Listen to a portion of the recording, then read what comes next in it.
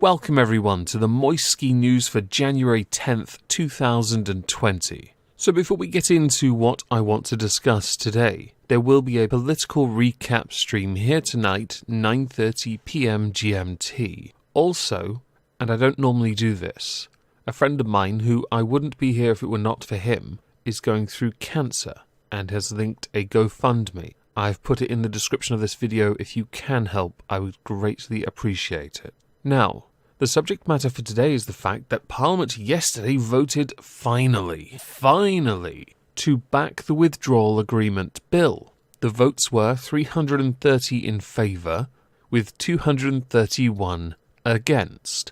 You will notice that doesn't add up to 650, meaning some MPs decided, no, let's not vote on this. The single most important thing ever, because we're going to lose anyway.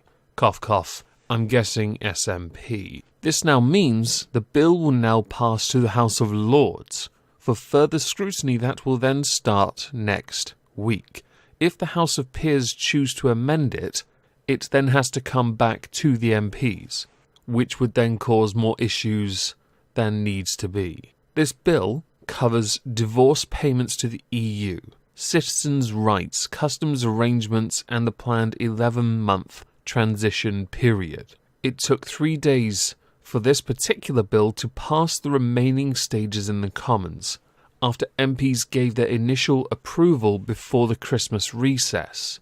It should be noted, Theresa May failed repeatedly to get her deal across the line, which led to her resignation, along with the fact that she just couldn't do anything really. I mean, you made Corbyn look strong and he's not. She did, by the way, support this bill because she wants a deal. The latest vote gives approval to the transition period after the 31st of January, in which we will then cease to be members of the EU but continue to follow its rules and contribute towards its budget.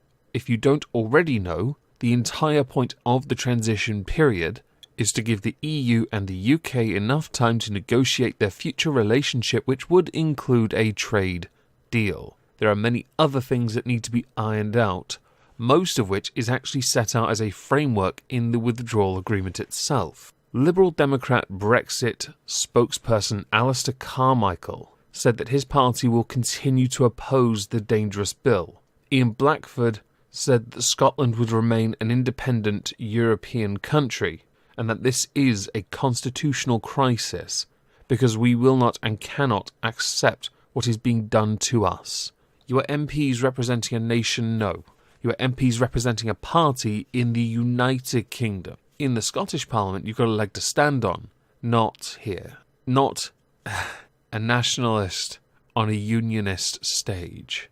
A further continuation of Alistair Carmichael's quote is, they have voted for a bill that will slash the rights of future generations to live and work across 27 other countries. Because that's the main positive to take from this? And of course this can't at all have, be agreed upon in some other manner.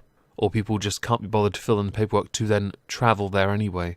We must have the convenience for convenience sake. Brexit Secretary Steve Barclay has said the bill will deliver on the overwhelming mandate his party was given at the general election to take the UK out of the EU on the 31st. And that he's also confident the UK will be able to negotiate a trade deal with the EU by the end of the year. This is supported by Boris Johnson, who also believes it is possible, and he will not extend the transition period if it can't be. Now, whether or not a trade deal can be agreed upon, I am unsure at this time. I think it won't be known until mid-June if any discernible or meaningful progress has been made. We need to give them time to do their job. The fact this has gotten over the line is a fantastic sign for the future, because now we're finally getting there. Before the last time when we were meant to leave, I started a countdown of videos. How many days till Brexit? It was the number and then days till Brexit. I'm not doing that now, but I may well stream on that day, just for the lols. Who knows?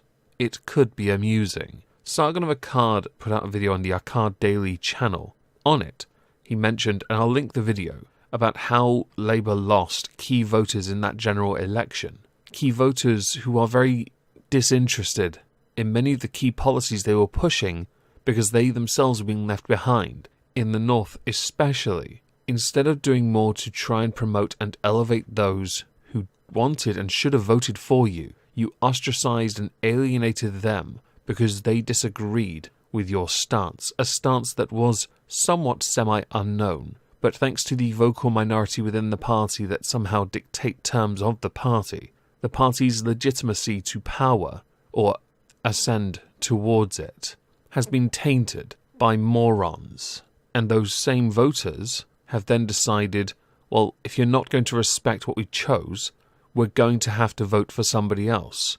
And why not be the scruffy Etonian that makes virtually no sense most of the time? At least I'm not talking about the NHS with him. Geez, that's a different subject for another time. If I don't see you tonight over on this channel, don't know why I said over on, if I don't see you tonight here, I hope you'll have a fantastic weekend.